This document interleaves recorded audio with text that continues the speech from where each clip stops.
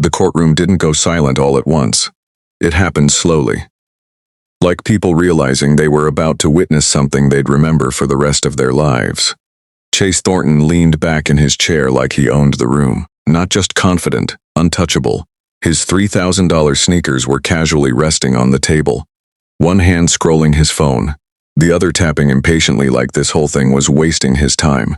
Across from him sat Marcus Webb, 19 years old, nervous, tired, and holding onto a worn-out folder like it was the only thing keeping his life from falling apart. "Mr. Thornton," the judge said calmly, "feet off the table." Chase didn't even look up. "Relax," he muttered. "It's not that serious." A few people in the audience shifted uncomfortably. Marcus tightened his grip on the folder, because for him, this was serious. This wasn't entertainment. This was his life. 4 months earlier, Marcus had been working a late shift as a valet. It was a job he couldn't afford to lose. Every weekend, 6 p.m. to 2 a.m., tips plus minimum wage. That money didn't just pay for his college, it helped keep his family afloat. His father worked construction, his mother cleaned houses, and his little sister? She had type 1 diabetes. Insulin alone cost more than his entire monthly earnings. Marcus wasn't chasing dreams. He was trying to survive. That night started like any other. Until Chase Thornton showed up, red Lamborghini. Loud music, louder friends, the kind of people who didn't just have money. They wanted you to feel it. Chase stepped out like he was entering a movie scene, sunglasses at night, smirk already on his face. Instead of handing over the keys like a normal person, he threw them. Hard, they hit Marcus in the chest and dropped to the ground. Chase laughed. "Fetch." His friends laughed too. Marcus bent down quietly, picked up the keys, and said nothing. Because people like him don't get the luxury of reacting. 3 hours later, everything changed. Chase came out drunk, not tipsy, drunk loud, reckless. Looking for attention, Marcus handed him the keys, hoping that was the end of it. It wasn't. Chase looked around at his friends, smiled, then said, "Watch this." He got into the Lamborghini, revved the engine, and slammed the accelerator. The tires screamed. The car spun in circles, wild, aggressive donuts right there in the valet area. People started backing away. Someone shouted. Marcus froze then. Crash, metal tore, glass exploded, and in less than 2 seconds, Marcus's entire world was destroyed. His car, a 2008 Honda Civic Gold. Nothing special, but it was his 4 years of saving. Gone, the driver's side door ripped off completely, Denvin shattered, frame bent beyond repair. Totaled.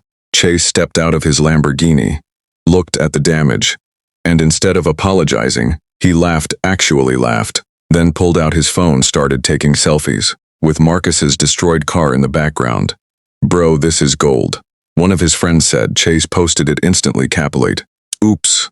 Hit some broke dude's trash car, who cares?" Within minutes. Thousands of likes. Marcus walked up to him, voice shaking. "Please, just give me your insurance." Chase looked at him like he wasn't even human. "Insurance is for poor people," he said, then leaned closer. "You want to fix it? Pause. Sue me." His friends laughed again, and just like that, he drove away, back in the courtroom. Marcus swallowed hard as he opened his folder. Photos, police report, damage estimate, everything he had. "Your Honor." His voice cracked. "That car was everything." Chase sighed loudly.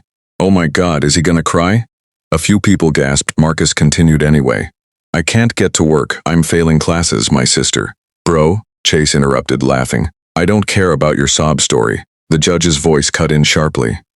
"Mr. Thornton, you will let him speak." Chase rolled his eyes. "Or what?" That question hung in the air, heavy, dangerous. Marcus finished his statement, every word honest, every word real. And when he was done, the courtroom was completely silent. The judge turned to Chase. "Did you damage his vehicle?" Chase smirked. "Technically? Yeah." More silence. Then he added, "But it's not my problem." That's when everything shifted. Not loudly, not dramatically, but enough, because for the first time, the judge leaned forward, and Chase didn't look untouchable anymore. The judge didn't raise her voice. She didn't need to. "Mr. Thornton," she said calmly, "you destroyed his vehicle. You are responsible for the damages." Marcus held his breath. This was it. This was everything. £8,500, the judge continued. "You will pay." Chase laughed, disrespectful. "Yeah, that's not happening." The courtroom froze, because he didn't just disagree, he dismissed it. Like it meant nothing. Like she meant nothing. You don't seem to understand. Chase continued, leaning back again. My dad makes that in like, what, an hour? A few people in the audience shook their heads. Marcus looked down, not surprised, just tired. The judge stared at Chase, not angry, just focused. Money doesn't change responsibility, she said. Chase smirked. Actually, it does. Pause, then the line that changed everything. You can't touch me. Silence. Real silence this time. No whispers, no movement. Just tension. The judge leaned back slightly, studying him. Is that what you believe? She asked. Chase shrugged. That's what I know. Then he pointed casually toward Marcus. Guys like him?